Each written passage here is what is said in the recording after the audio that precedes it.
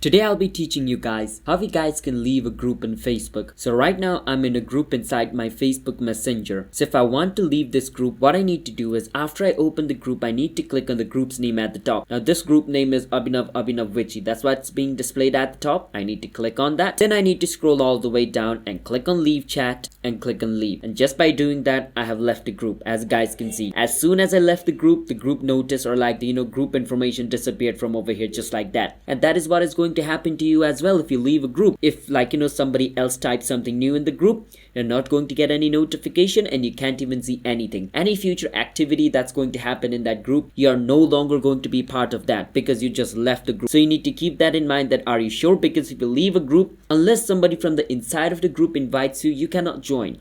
So you also need to keep that in mind. So I hope you understand what leaving a group in Facebook is and how you guys can do it. So hit the subscribe to our channel, How to Guide. I'll see you guys next time.